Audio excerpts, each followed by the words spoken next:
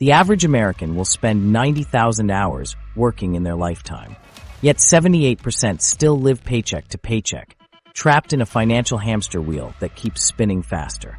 This isn't coincidence, it's economic design. Last month, I watched my neighbor work overtime for weeks only to still struggle with rent. It's the same story everywhere. Imagine if life itself was a rigged video game. Welcome to Capitalism Simulator 2025, where NPCs with money make the rules and your character spawns with student debt and a rented studio apartment. I've been playing this game for years, and I've discovered some exploits the developers don't want you to know about. Ready to break the system?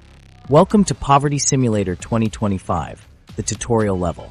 Ever notice how your paycheck hits your account, and then poof, it's gone faster than free pizza at an office party? Yeah, welcome to the first level of adult life, or as I like to call it, Poverty Simulator 2025, the tutorial level.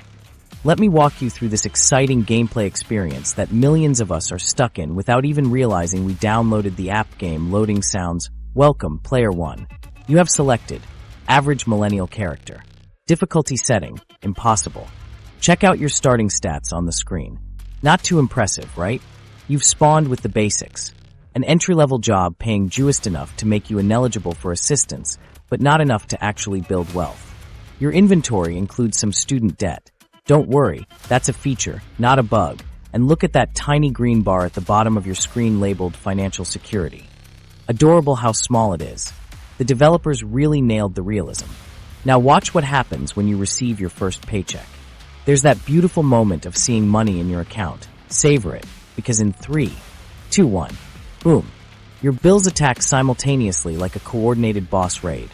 Rent steals half your health bar, utilities launch combo hits, and groceries deal inflation damage that increases every month. Remember last year when your grocery bill was $85? Now it's $120 for the exact same cart. Look at your expense tracker overlay. You've dodged those financial guru warnings about lattes and avocado toast. You're brown bagging lunch and making coffee at home, but somehow you're still getting crushed in this level. The most frustrating part? Your character is stuck on this financial treadmill that speeds up whenever you get close to making progress. Did you manage to save $500 this month? Awesome. Oh wait, your car just made a weird noise that's going to cost. Would you look at that? Exactly $500 to fix. What a coincidence. The game designers are truly evil geniuses. This tutorial level resembles those impossible mobile games advertising mountains of coins for winners. But when downloaded, you discover it's mathematically designed for endless grinding or paying real money. Except here, the in-app purchases are credit cards with 24.99% interest rates. Such a bargain. The secret this tutorial hides is that your financial struggles aren't random bad luck or personal failures. They're carefully designed features of an economic system. It's discovering the casino games are rigged. Except this casino is the entire economy, and participation is mandatory. Examining the game's code reveals the truth. Wages programmed to stagnate while productivity increases. Housing costs set to astronomical difficulty. Healthcare running on a bankruptcy roulette algorithm. And student loans coded with the special property cannot be discharged through normal means. The comprehensive rigging is almost impressive. But here's where it gets interesting. Even though the economic game is designed to keep you running on that treadmill forever, like any game, there are exploits to be found. The developers never intended for players to find these loopholes. But guess what? Players are smart, and we've been mapping out the secret pathways.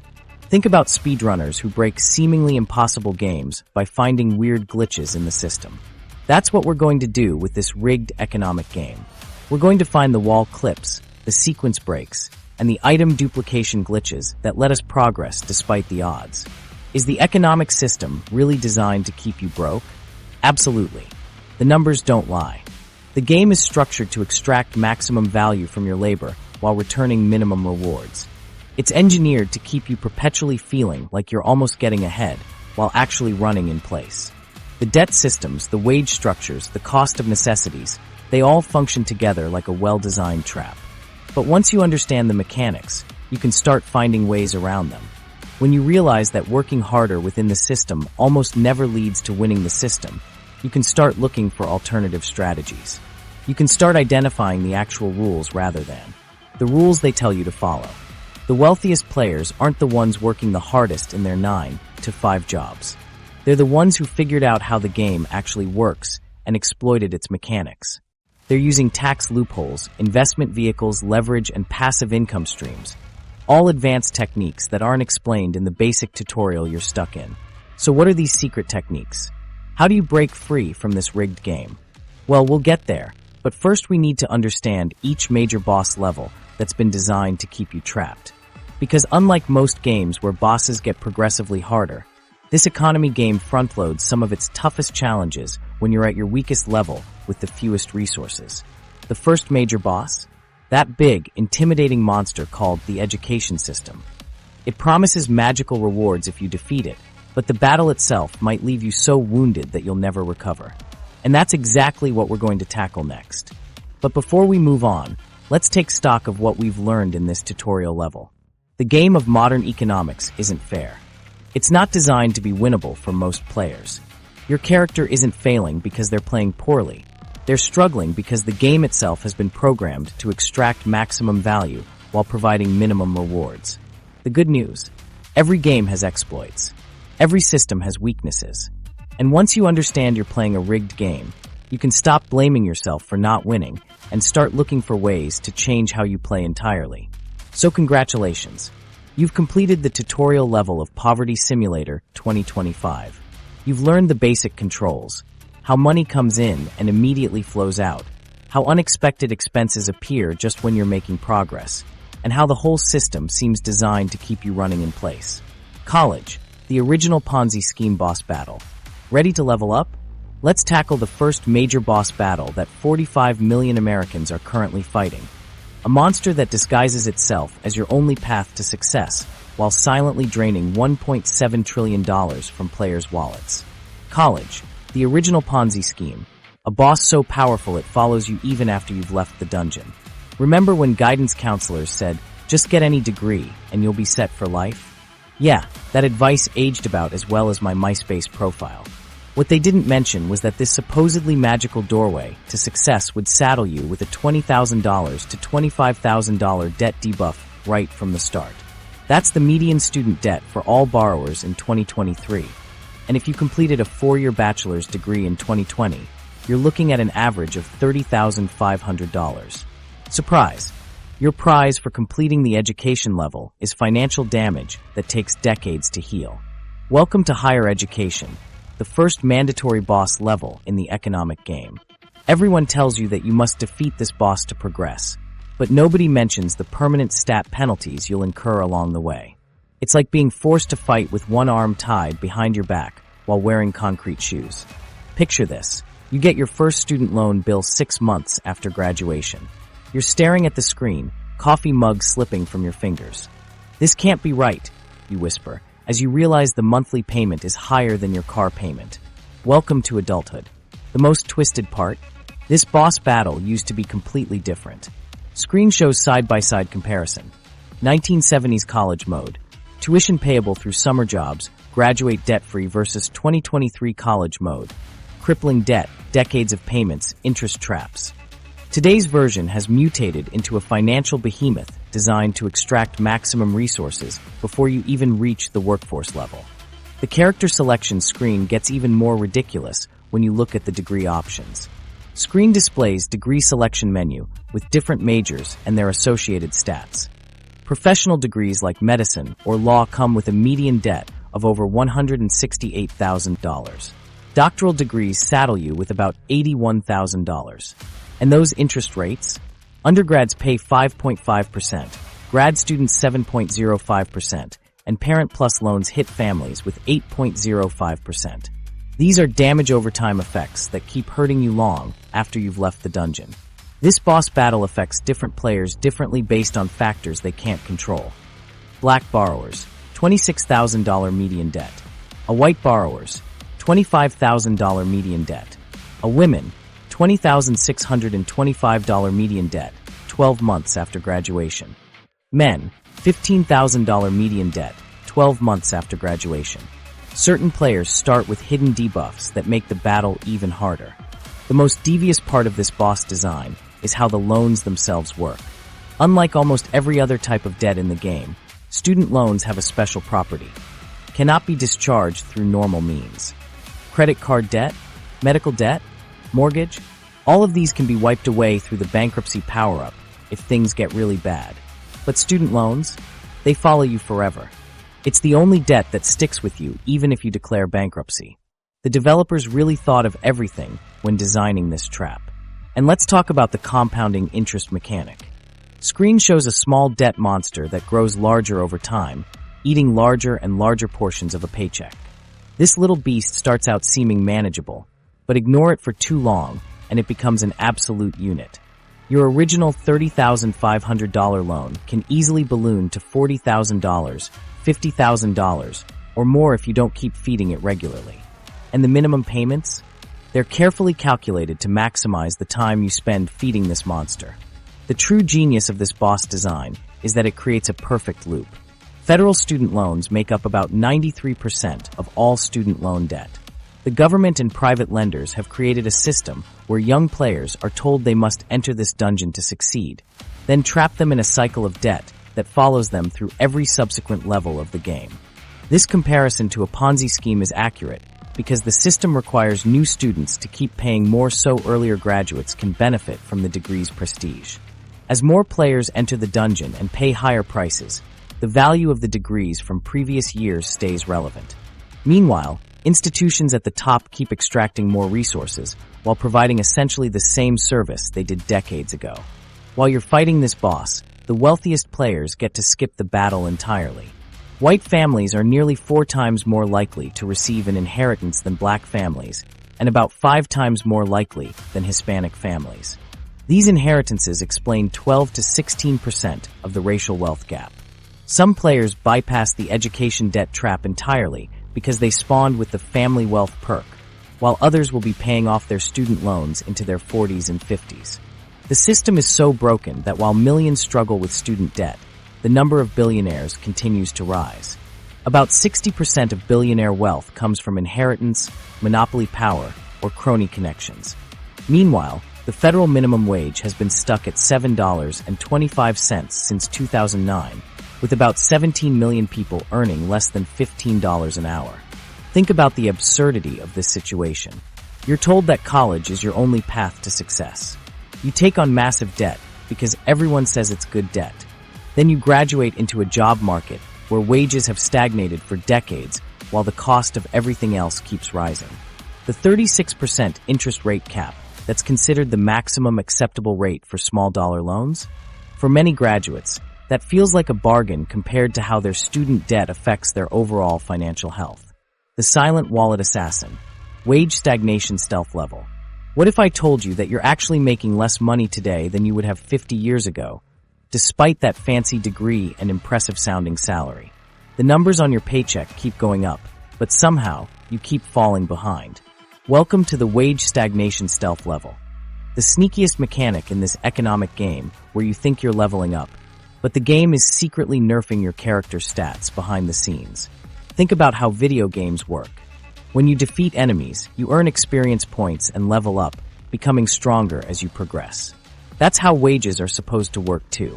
You gain experience, develop skills, and your compensation grows accordingly. But in our economic game, something broke around the 1970s. The experience points kept accumulating, but the level up stopped happening for most players. Let's look at the stats screen. From 1973 to 2013, workers' productivity, the amount of goods and services produced per hour, jumped by a massive 74%. That's like your character dealing 74% more damage per attack.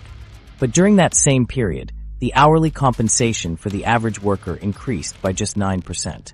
Imagine grinding through a game for 40 years, becoming dramatically more efficient at every task, yet receiving barely any upgrade to your character's abilities. The game is clearly broken. This wage productivity gap affects workers across all education levels and job types. The Economic Policy Institute has documented how this bizarre glitch impacts the entire workforce. The benefits of increased productivity aren't being shared with the players who generated them. They're being siphoned elsewhere in the system. The game's difficulty settings are particularly harsh for middle and lower level players. Between 1979 and 2013, middle-wage workers saw their wages increase by just 6%, less than 0.2% per year. Low-wage workers' earnings actually fell by 5% during this period. They're literally getting negative rewards for continued play. Meanwhile, high-wage workers enjoyed a 41% increase in hourly compensation. The game gives legendary loot drops only to players who already have the best gear. Consider this stark reality. In 1970, a minimum wage worker could pay for a year of college tuition at a public university with about 260 hours of work, a summer job. Today, that same player needs to grind for over 1,000 hours, half a year of full-time work, for the same education level. Take Sarah, a retail supervisor I interviewed. "I got an excellent performance review and a 4% raise last year," she told me. "I felt great until I realized my rent increased 7% and groceries went up almost 10%. My raise actually left me with less spending power than before." This is inflation's stealth attack, a damage over time effect that drains your purchasing power while you're distracted by the illusion of progress. Housing costs show similar patterns. In 1970, the median home price was about 2.1 times annual income. Today, that ratio is closer to 4.5 times annual income in many markets, and much higher in coastal cities. The housing level has been set to nightmare difficulty. The Brookings Institution points out that measurement matters enormously. Depending on which inflation measures are used, time periods compared, and worker groups analyzed, the picture can look slightly different. But the core game mechanics remain broken regardless. Worker compensation and productivity have dramatically diverged. While worker compensation has flatlined, corporate profits and executive pay have exploded. In 1965, CEOs made about 20 times more than the average worker. Today, it's more like 300 times. The game developers have buffed the boss characters while nerfing regular players. Corporate profits reach record highs while worker compensation stagnates, like watching NPC shopkeepers become increasingly wealthy while charging more for basic equipment. One obvious broken mechanic is the federal minimum wage, frozen at $7.25 since 2009. Imagine a game where the basic gold drop rate hasn't increased for 15 years, even though the in-game economy has drastically changed. Every other aspect gets updated: graphics, enemies, quest difficulty, but the fundamental reward system remains stuck in time. This rigged economy hits millennial players especially hard. Many entered the workforce during major economic downturns, either the 2008 financial crisis or the COVID-19 pandemic. Starting your career during a recession is like spawning directly in a high-level dungeon without proper equipment. Research shows that graduating during a recession can impact your earnings for up to 15 years afterward, a serious debuff with a long-duration timer. The Economic Policy Institute makes it clear: these aren't abstract economic forces beyond control. These are deliberate policy choices favoring those who already have the most income, wealth, and power. The game is constantly patched to benefit players with the highest scores, while ignoring new players just trying to survive the tutorial level. Here's the real question at the heart of this stealth level. Will we adopt policies enabling everyone to participate in shared prosperity, or continue letting income and wealth accrue excessively to the top 1%? The American economy generates substantial wealth that could improve living standards for every family, but the distribution mechanics are completely broken. So how does wage stagnation become your wallet's silent assassin? By creating a perfect illusion. You see your paycheck increasing year after year, giving you the false sense of progress. But in reality, your purchasing power, what that money can actually buy, is decreasing relative to the growing economy. You're running faster and faster just to stay in the same place, like a character trapped on a treadmill while the rest of the game world moves on without you. The credit system, deliberately confusing puzzle level.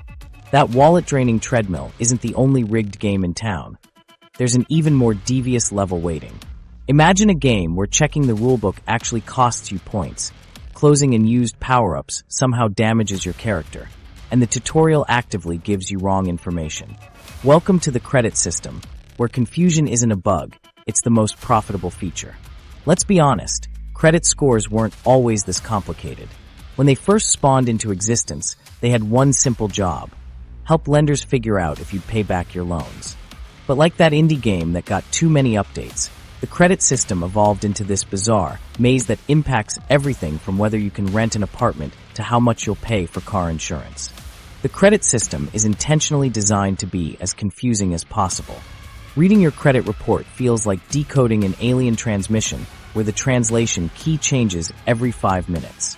Pages of cryptic codes and mysterious accounts somehow determine your financial fate. This carefully crafted confusion serves a purpose. Mystified consumers make mistakes, and mistakes generate profit. The credit system operates on a paradoxical game mechanic. You need credit to build credit, but you can't get credit without already having credit. It's like those jobs that require experience, but you need the job to get experience. Sorry, player, you cannot access the credit level without first completing the credit level. This logical impossibility traps you into accepting whatever terrible starter options they offer.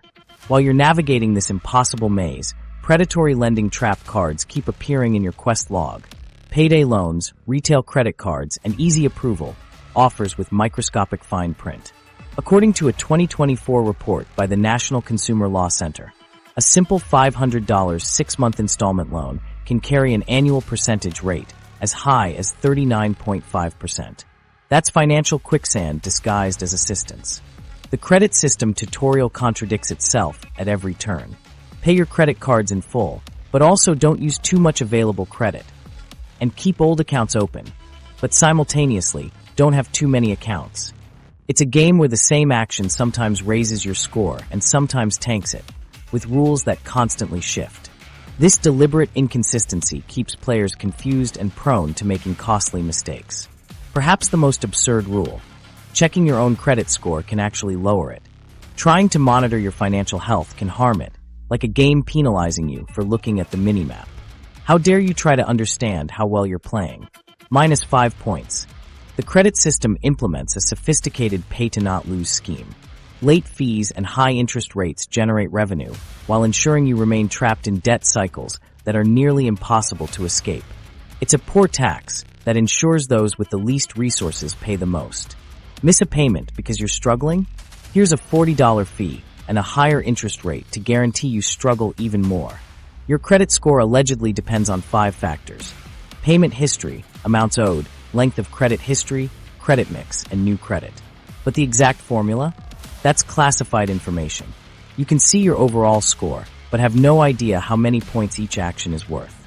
Actions that seem positive, like paying off a loan early, can mysteriously lower your score. This system operates on a fundamental principle: confusion leads to profit. Banks and credit card companies made approximately $90 billion from credit card interest and fees in a recent year. That figure doesn't include billions from other loans, credit monitoring services, and the entire credit repair industry that exists solely because the system is so impossible to navigate. The scope of this credit game has expanded far beyond its original dungeon. This score, initially meant to predict loan repayment, now influences whether you can rent an apartment, determines insurance premiums, and can affect job prospects. It's as if your Candy Crush score suddenly determined whether you could buy a house. The credit scoring system impacts nearly every aspect of your financial life. The most bizarre part? The credit bureaus, Experian, Equifax, and TransUnion, aren't government agencies.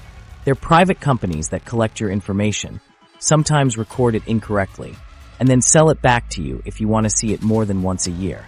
Someone follows you around taking notes, occasionally records things you didn't do, and charges you to see their notebook. When credit report errors occur, and they frequently do, fixing them requires navigating a labyrinthine dispute process that can take months, with no guarantee of success. It's like trying to convince the final boss they're in the wrong game. The system's complexity disguises its fundamental unfairness. Credit scores reflect financial resources as much as behavior. Those with money get better rates, helping them keep more money, which leads to even better rates. Those without money pay more for everything, making wealth building harder and trapping them in cycles that benefit everyone except themselves. Why is the credit system deliberately confusing? Because confused customers are profitable customers. When you don't understand credit mechanics, you make mistakes that generate fees and interest. When bewildered by contradictory advice, you pay for credit monitoring or repair. The invisible money drain, monthly subscription mini-bosses. While the credit system profits from your confusion, subscription services cash in on something even more insidious, your forgetfulness. Right this moment, virtual pickpockets are reaching into your wallet each month without you even noticing. The money disappears so quietly you don't even feel it happening. It's like a spell has been cast on your bank account, making funds vanish into digital thin air. Welcome to the subscription mini-boss level, where your enemies don't look like enemies at all. They seem helpful, convenient, even essential. But collectively, they're siphoning away your financial life force one monthly charge at a time. Your character's gold coins are constantly being whisked away by dozens of tiny imps, each taking just enough that you barely notice their individual impact. Let's check your subscription inventory screen. Oh wow, would you look at that? A battalion of streaming services, a cluster of music platforms, an array of neglected wellness apps, several news subscriptions, cloud storage services, and various monthly deliveries, from Japanese snacks to artisanal pickles. These stealth enemies attack in waves, each category deploying multiple subscription soldiers to quietly drain your financial resources. Most people think they have around 5 to 7 subscriptions. In reality, the average person has nearly twice that many. Your perception of your subscription count is about as accurate as your memory of how many drinks you had last Saturday. You're subscribed to services you forgot existed, paying for content you never watch, and funding digital access you haven't used since the pandemic lockdowns. These subscription mini-bosses start small. $5.99 a month, they whisper. Less than a coffee, but they're counting on you to collect them all like Pokemon. Before you know it, you've got 20 of these charges hitting your account every month. Individually, they're barely noticeable. Together, they're a $3,000 plus annual drain on your finances. Money that could be building your wealth instead of feeding an army of digital parasites. And canceling them? That's when their dark side emerges. Companies engineer deceptive dark patterns. Interfaces specifically designed to make cancellation frustratingly difficult, forcing you through hidden menus, lengthy phone calls, and guilt trips just to stop payments. The psychological warfare doesn't stop there. These subscription services have studied your brain better than you have. They know exactly which cognitive buttons to push to keep you subscribed. You keep paying for unused fitness apps because canceling means admitting defeat, the sunk cost fallacy in action. You've already invested time and money, so abandoning it feels like failure. Then there's FOMO, the silent killer of financial discipline. What if I cancel Netflix right before they release that show everyone's talking about? The streaming services strategically space out their most anticipated content. Just as you're considering cancellation, they drop a trailer for the new season of your favorite show, coming next month. Imagine paying $273 monthly on subscriptions, the millennial average. That's $3,276 per year vanishing from your account. Over 10 years, assuming a modest 5% annual increase in subscription costs, you're looking at over $41,000 spent. That same amount invested at a 7% return would be worth nearly $56,000. Your subscription habit is robbing your future self of significant wealth. One of the most devious mechanics is the free trial conversion. Companies know that once you enter your credit card information, there's a high probability you'll forget to cancel before charging begins. Every free trial requiring payment information plants a financial time bomb in your bank account. The subscription service bets you'll forget about it, and statistically, they're usually right. The subscription model has infiltrated virtually every industry. Software, razors, vitamins, underwear, meal kits, pet supplies, makeup, clothes, coffee, wine, books, all subscription-based now. Companies are converting one-time purchases into recurring revenue streams because it's incredibly profitable. This represents a fundamental shift in how companies extract value from consumers. Rather than convincing you to make a purchase decision every time, they only need to convince you once. After that, inertia takes over. You keep paying until you actively decide to stop, and they make that stop decision as difficult as possible. Your money vanishes faster than you can earn it because you're fighting dozens of mini-bosses without realizing they're in the game. These subscriptions blend into your financial background, each one small enough to ignore, but collectively powerful enough to prevent you from building wealth. The first step to defeating these subscription mini-bosses is becoming aware of them. Take an hour this weekend to review your credit card and bank statements from the last 3 months. List every subscription you're paying for. You'll likely be shocked at what you find. apps unused for years, services you thought you canceled, subscriptions you don't remember signing up for. Then ask yourself, which of these add value to your life worth their cost? Not which ones you use occasionally, but which provide value exceeding their price. For each subscription that survives this culling, set a calendar reminder to reassess in 3 months. This forces you to actively choose to keep paying rather than continuing on autopilot. The housing trap, landlord level, and mortgage maze. Those subscription services might be annoying mini-bosses draining your wallet every month, but they're just warm-up exercises for the true economic final boss, housing. After all your careful budgeting and subscription culling, you're still faced with an impossible choice. Rent forever or commit to decades of mortgage payments. And here's the kicker. No matter which path you choose, the system is designed to extract maximum value from you while offering minimum financial stability in return. Welcome to the housing level, where players face the ultimate heads I win, tails you lose scenario. You're either labeled as throwing money away on rent or becoming house poor with a mortgage. The game designers have eliminated any winning strategy for the average player.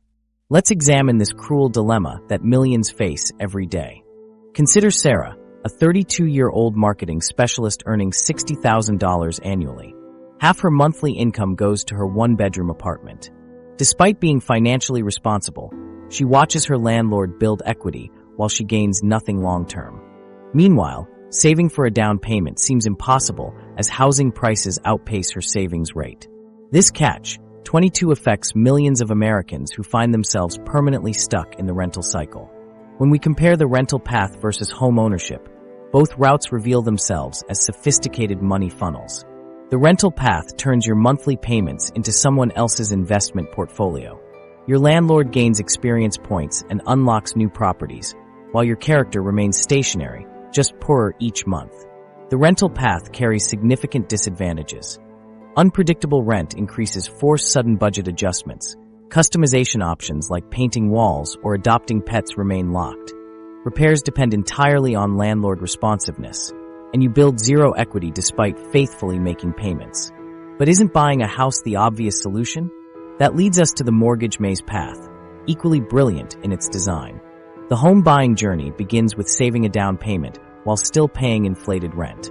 If you manage that near impossible feat, you'll discover the rules constantly changing. Housing prices surge, interest rates spike, and suddenly your hard-earned down payment falls short. Even successfully securing a mortgage locks you into a 30-year commitment where banks collect nearly double the home's value. On a $300,000 mortgage at 6% interest, you'll pay over $347,000 in interest alone over 30 years, essentially buying your house twice. Homeownership introduces its own collection of unexpected challenges. Annually increasing property taxes, homeowners insurance, surprise maintenance costs, and the constant worry that your largest investment might lose value due to market forces beyond your control. What makes the housing level particularly devious is its transformation from basic shelter into a speculative investment vehicle. Global North countries like the US, UK, and France control 69% of global wealth and 77% of billionaire wealth, despite representing just 21% of the world's population. This concentration has fundamentally altered housing's purpose. The statistics reveal the system's design. In 2024 alone, billionaires increased their collective wealth by $2 trillion, bringing their total to $15 trillion, more than many countries' entire GDP.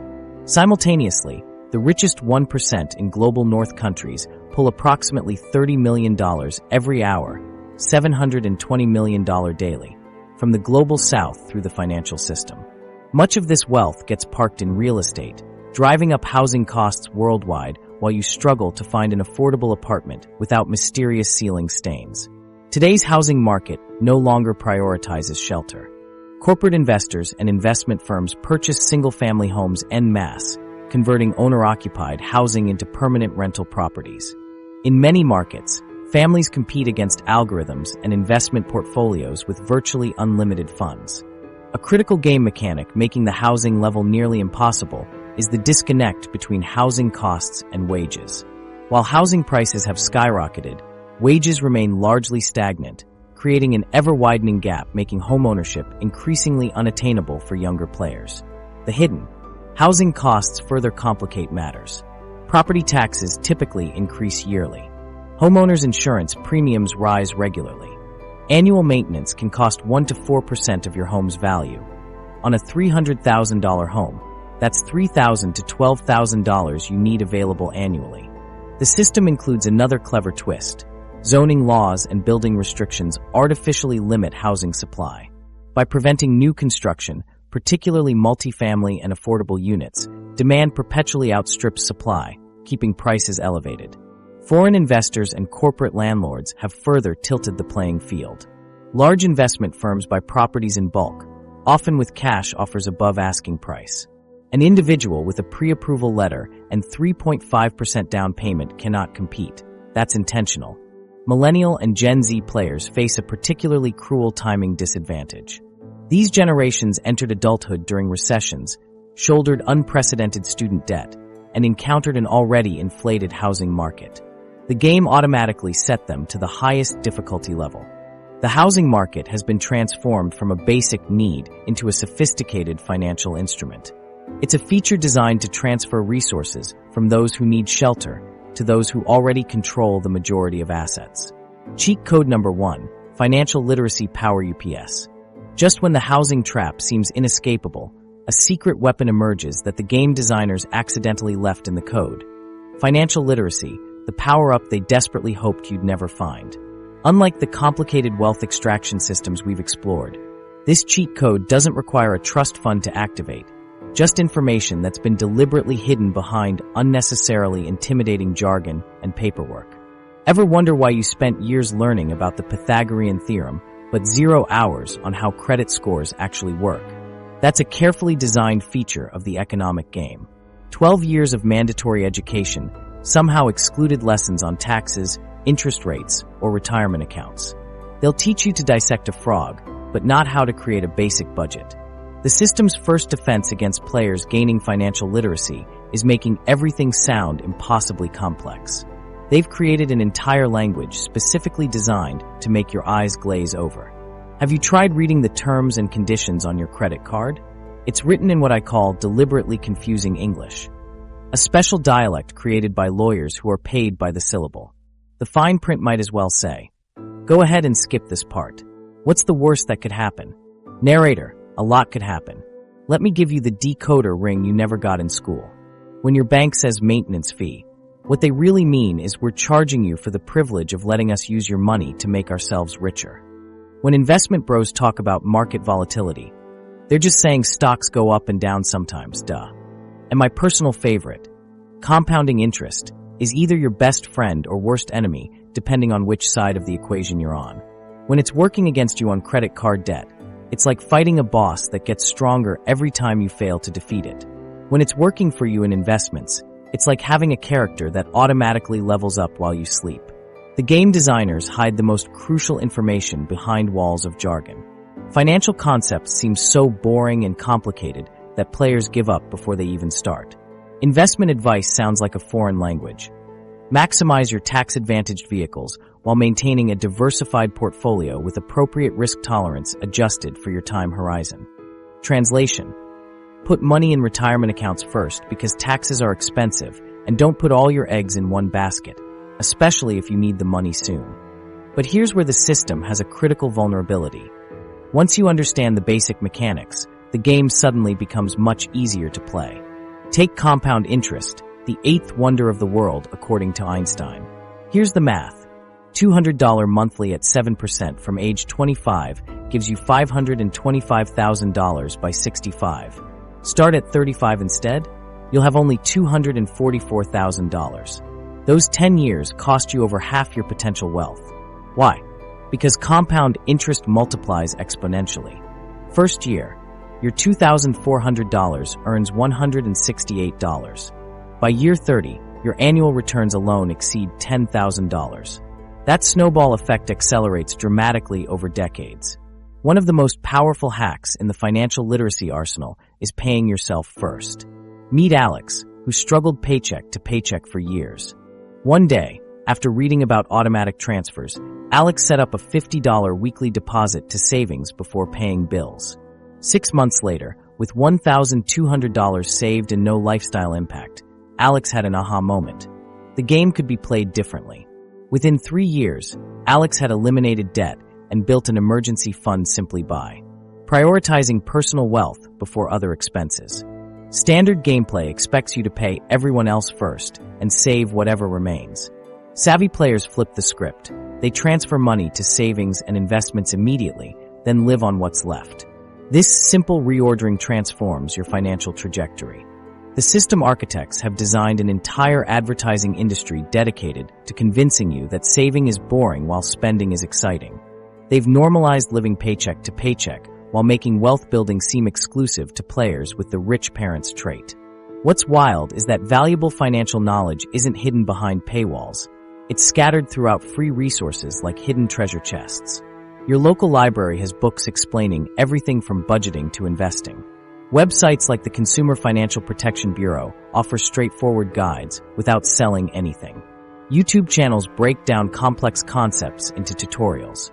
The information exists, but the game doesn't point you toward these resources with convenient quest markers. Even small improvements in financial literacy can dramatically change your economic trajectory. Understanding tax-advantaged accounts might save thousands over your lifetime. Learning to negotiate can increase your starting salary, cascading into higher lifetime earnings since raises are usually percentage-based. The most insidious part is how financial illiteracy compounds over time. Every year you don't understand how money works is another year of disadvantage. A small decision like carrying credit card debt at 18% instead of prioritizing repayment can snowball into years of unnecessary payments. Meanwhile, those who unlock the financial literacy power-up early are already levels ahead, their money working while they sleep. What's the true cost of financial illiteracy? Studies show it can literally amount to millions in lost wealth over a lifetime. But unlike other aspects of the rigged economic game, this playing field can be leveled relatively quickly. Financial literacy doesn't require special connections or inherited wealth, just information and application. It's like discovering the seemingly unbeatable boss has a glaring weakness that completely changes the fight once you know where to aim. The most beautiful part of this cheat code is that it can be learned at any level. You don't need to restart the game with a new character. A player struggling with debt can apply these principles and see improvements almost immediately. Cheat code number 2, income stacking side quests. Financial literacy is your shield, but having just one income stream is still playing the game on hard mode. What if the true cheat code isn't about managing your money better, but multiplying where it comes from in the first place? Think about it. When you only have one income source, you're walking through an economic minefield with a single fragile shield. One layoff, company downsizing, or industry disruption, and your financial security completely vanishes. This vulnerability is exactly how the system keeps you dependent, afraid to make waves at your day job because nothing else keeps your financial life afloat. But millennials are flipping the script. Instead of accepting the single income trap, they're discovering what wealthy players have known forever. Income stacking provides robust financial armor. It's like finding an extra lives cheat code in a game where everyone else struggles with just one. The digital revolution has given us a new arsenal of opportunities. 20 years ago, monetizing skills outside a traditional job meant physically showing up somewhere else, delivering pizzas, waiting tables on weekends, or working some other exhausting second shift. But now, the online marketplace lets you convert existing talents, hobbies, and interests into income streams without leaving your apartment. Let's open up your character's skill inventory for a second. Everyone has abilities that can be monetized, but most players never check what they're already carrying. Got writing skills? Content creation, copywriting, and editing gigs are everywhere. Good with design? The market for logos, social media graphics, and website elements is booming. Know how to explain things clearly? Online tutoring platforms connect teachers with students worldwide. Even seemingly random knowledge, like being super organized or knowing obscure facts about vintage toys, can be valuable in the right marketplace. The best part, many of these side quests don't require grinding for 20+ additional hours each week. They can be scaled to fit whatever time you have available. Some might only take a few hours on weekends, while others could eventually grow into full replacements for your main quest. The key is starting small and letting these income streams develop organically alongside your primary job. The gig economy has created a perfect transitional space between employment dependency and financial independence. Driving for Uber or selling handmade items on Etsy provides immediate cash flow while you develop more sustainable income streams. They're like smaller enemies you defeat while building experience points for bigger boss battles. I'm not saying you should quit your job to become a full-time content creator or dropshipper. That's falling for another trap, the hustle culture illusion that overworking yourself is freedom. Think of income diversification as creating a financial safety net while building a ladder to climb above your current position. Each new income stream reduces your dependency on any single source and increases your overall stability. The digital age has dramatically lowered barriers to entry for almost every market. Social media platforms are marketplaces where you can showcase skills, build audiences, and connect with paying customers. Online marketplaces let you sell products or services globally. Digital tools make it possible to automate entire businesses that would have required full staffs a generation ago. One powerful aspect of this strategy is how it accelerates progress toward other financial goals. Let's say you're making an extra $500 monthly from a side income stream. If you target that money specifically at high-interest debt, you'll eliminate it years faster than relying solely on your main salary. Or if you invest that extra $500 instead of absorbing it into your regular budget, you're creating a wealth-building engine that runs alongside your normal finances. This approach gives you something priceless: optionality. When your financial survival isn't completely tied to a single employer, you can make career decisions from a position of strength rather than desperation. You can negotiate more confidently, take calculated risks, or step away from toxic work environments because you've built financial redundancy into your life. I'm not suggesting everyone needs to hustle 24/7 or turn every hobby into a money-making venture. That's another trap, the commodification of every aspect of your existence. But strategically developing 2 to 3 income streams based on skills you already have or enjoy using creates direct protection against the economic vulnerability built into our system. The income stacking strategy works because it targets a fundamental weakness in how our economy is structured. The traditional model assumes workers should depend on a single employer for their entire livelihood. This creates massive power imbalances where companies can suppress wages, reduce benefits, and increase workloads knowing employees have limited alternatives. By developing multiple income sources, you're essentially hacking this core game mechanic. This approach scales regardless of your starting point. If you're struggling paycheck to paycheck, even a small additional income stream can create crucial breathing room. If you're already financially comfortable, multiple streams can accelerate wealth building and create pathways to true financial independence. At every level, income diversification increases resilience and expands possibilities. This is about fundamentally changing your relationship with the economic system. When your income comes from multiple sources, you're no longer just playing defense against financial challenges. You're taking control of your economic future in a way previous generations couldn't access. The most successful players in today's economy understand this intuitively. They're not putting all their financial eggs in one basket. They're developing portfolios of income that include active work, passive investments, creative ventures, and technological leveraging. They're building economic ecosystems rather than depending on single paychecks. This is why income stacking is such a powerful cheat code. It breaks you out of the single salary dependency trap that keeps most players stuck in the economic hamster wheel. Cheat code number 3, the wealth building secret level. Income stacking is your first power-up, but what if there's a hidden secret level most players never unlock? While everyone else is grinding away trading hours for dollars, the true economic winners discovered something mind-blowing: how to make money generate more money without requiring extra time. What if your cash could level up all by itself? Welcome to the wealth building secret level, the game stage that separates casual players from the champions. This is about fundamentally changing how money functions in your life. There are only so many hours you can work, which means your active income, trading time for money, has a natural ceiling. But passive income is practically unlimited because it's not tied to your physical presence or energy levels. Active income requires your direct participation.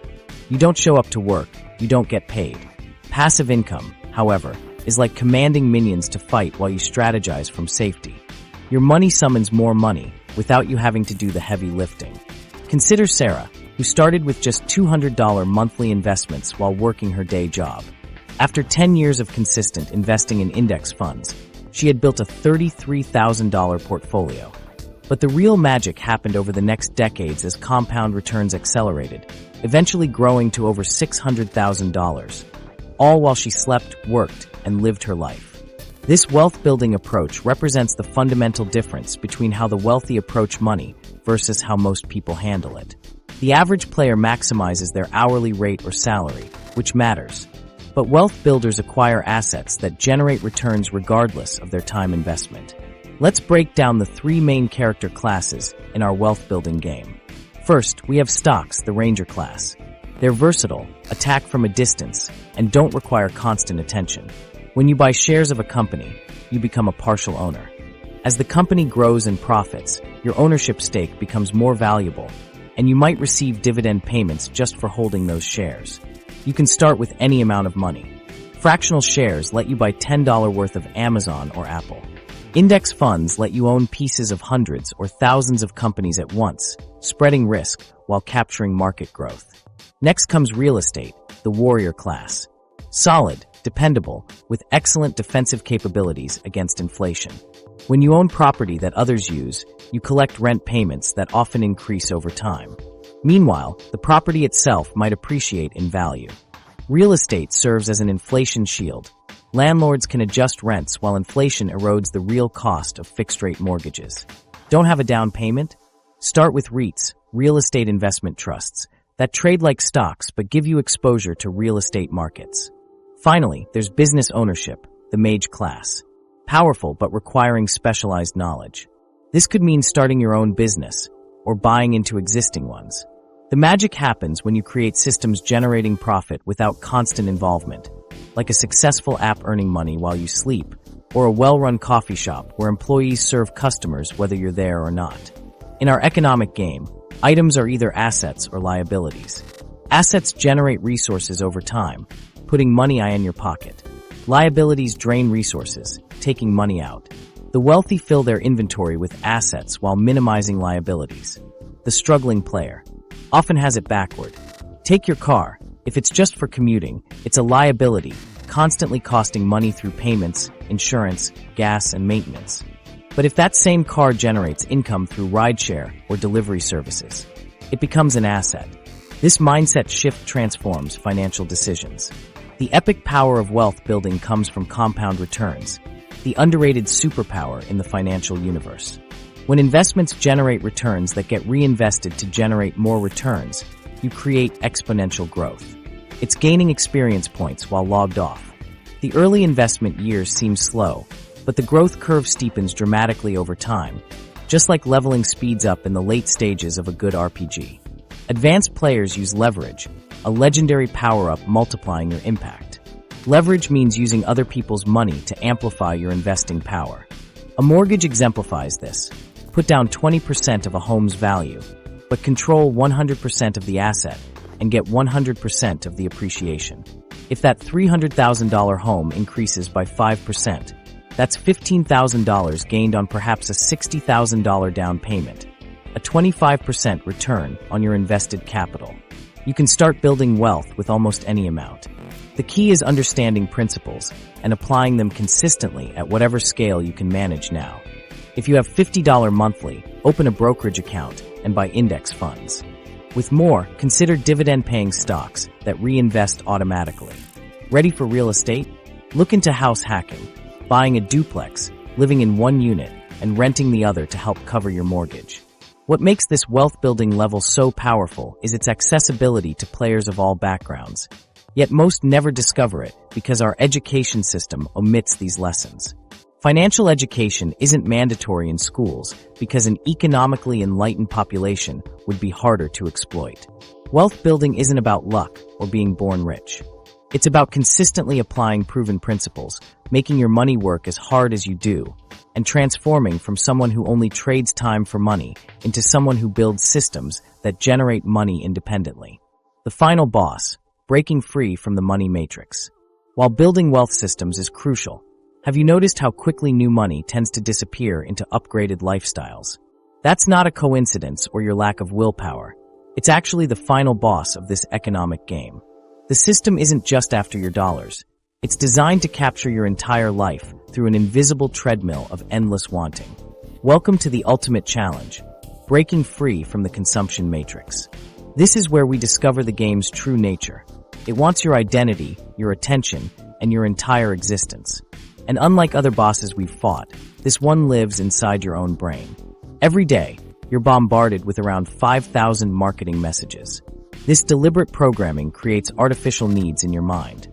Your social media feeds curate a highlight reel of consumption that makes your own life seem inadequate by comparison.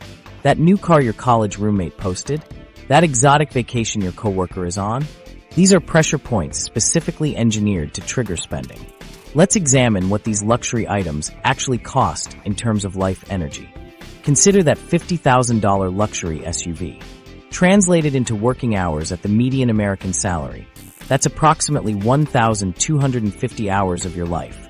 Over half a year of full-time work just to own something that primarily sits in a parking lot. Take Sarah, who realized this truth after buying her dream car. One evening, sitting in traffic after a 10-hour workday, she calculated she'd spent nearly 7 months of her life working solely to pay for the vehicle she was using to drive to the job she needed to pay for the vehicle. The circular logic hit her like a revelation. She was trading irreplaceable life hours for an object that was simply returning her to the place where she earned money to pay for it. The truly insidious part of this game mechanic is what happens when you level up. Got a raise? Congratulations. The game immediately activates lifestyle inflation mode.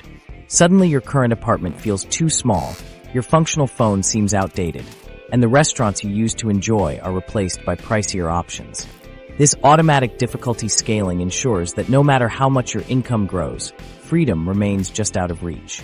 Here's where we find the most revolutionary power-up in this entire economic game: the concept of enough.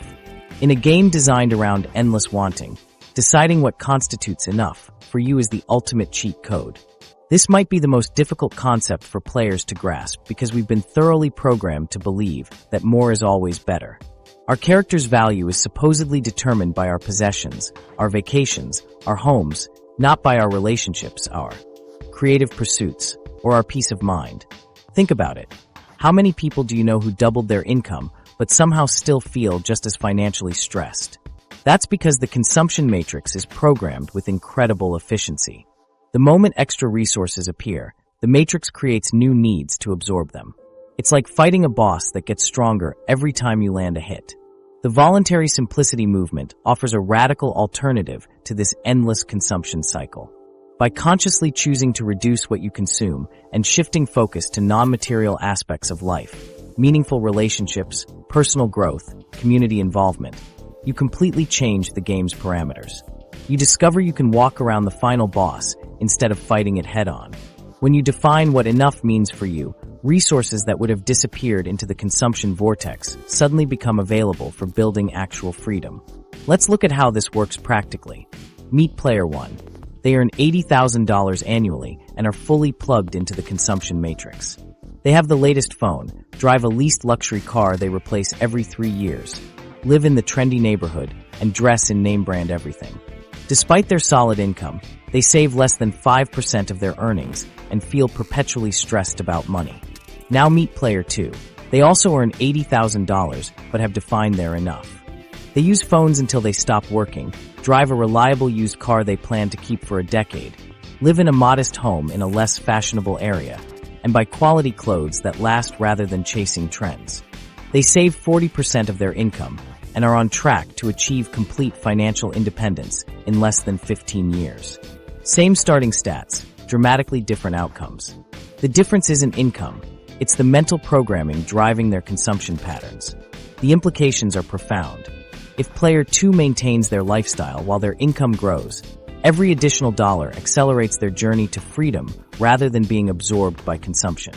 Meanwhile, Player 1 remains trapped in the work-spend cycle regardless of how much they earn. This represents the most powerful hack in the entire economic game. Freedom comes from needing less, not having more.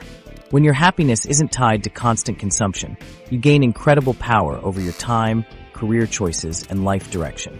You can take risks others can't afford to take, say no to toxic work environments, and invest in experiences and relationships that bring genuine fulfillment. The game designers have invested billions in ensuring you never discover this cheat code. Every aspect of our culture reinforces the idea that your worth is tied to what you own. Breaking free requires conscious deprogramming, actively questioning whether each purchase actually adds value to your life. Your mission now is to redefine what enough means for you. Reclaim your power by consciously designing a life where your resources flow toward what truly matters. Ask yourself, what are the essential elements of a good life for me? What purchases genuinely improve my well-being versus temporarily satisfying manufactured desires? The real victory in this economic game isn't accumulating the most stuff. It's creating a life where you need less to be happy. By stepping off the consumption treadmill, you win back your most precious resource, your time. You transform from a piece being played in someone else's game to the author of your own story.